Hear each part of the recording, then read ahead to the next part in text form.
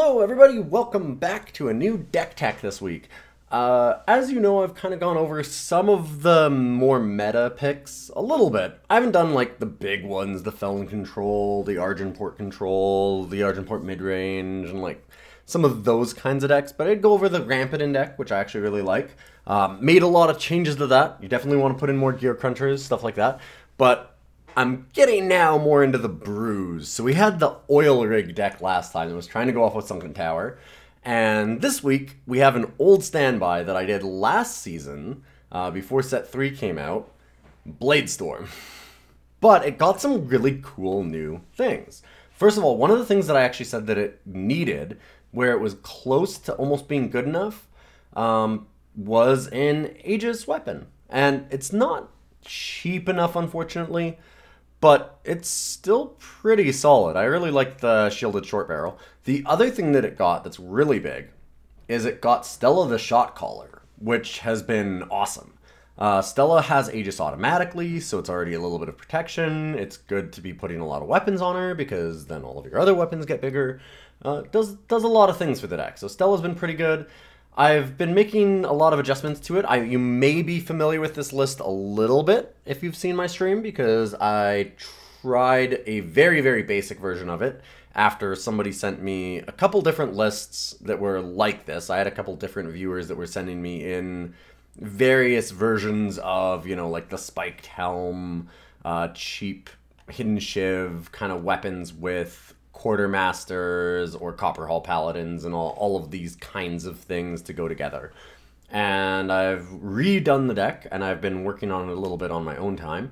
And this is a list that I'm pretty happy with. I like it a lot. So the goal of it is really to try and get like an early Rakano Artisan, and then just set up for a lot of big daggers and shivs. So we're going to be trying to get down an Oni Quartermaster or a Copperhall Paladin, and then what you do is you just kind of combo together all of the different weapons that you have to draw through a lot of your deck or get a lot of power, and make a giant creature, protect it with, well, literally protect, or shielded Shortbarrel.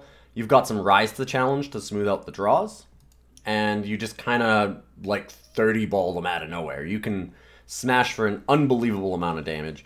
The Spiked Helm only being +1/+1, it doesn't seem like a whole lot, but man, this card gets insane very fast if you get a Rakano Artisan into, say, like a Stella, and then, say, you know, do something like put a Daggers on her, start getting +1/+1 onto all of your weapons. You can put together like 20-30 damage out of nowhere with a couple Spiked Helms and an Oni Quartermaster. You just go in.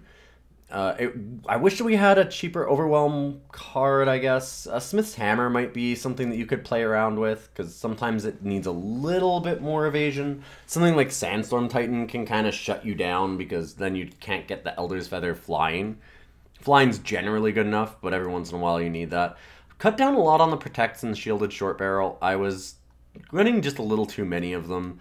I wanted some extra units, so I put in some Silverwing Familiars. That's always been the problem with this deck, is that sometimes you'll draw all of your weapons and no units, and then it doesn't really do anything. It's really important to have things with lifesteal, the Copperhall Paladin or the Silverwing Familiar, because a lot of the times it might take you a little bit of time to set up. It can go off very fast, but occasionally, like, you might need some time to dig down to a Quartermaster through a Rise to the Challenge or whatever. And then you're going to need to be able to race with them. That's the other thing, is that you don't have endurance on any of these creatures. So you might make a giant creature, but if they've got a big board as well, like if they're, say, a Grenadin deck or something, and they're just attacking you on the ground, and you're smashing them with Stella for 10, well, they might be doing 12 or 13 damage to you just from all the little creatures, and you can't really race it that well. Whereas, you know, you get a Copperhall Paladin or a Silverwing Familiar, you're good to go, because you can kind of neutralize their attack and just race them. So, yeah, the deck's interesting. You really just want to set up for Oni Quartermaster into something. You make sure when you're playing the deck with Oni Quartermaster, almost always wait until turn 4 if you have Protect. Like, it's very, very rare that I think that you don't wait the extra turn. You can come back from a fair deficit, because you can just smash them for an unreal amount of damage out of absolutely nowhere. But you have to be able to protect your creatures. You don't have a lot of units. Your opponents are going to have, like, there's a lot of Annihilates, there's a lot of Death Strikes and things like that running around. And if you just run out an Oni Quartermaster and then you try and start putting a bunch of Shivs on it, you might get it up to 20 power, but then it's just going to die. Like, you really want to have some way to try and keep it alive if you can.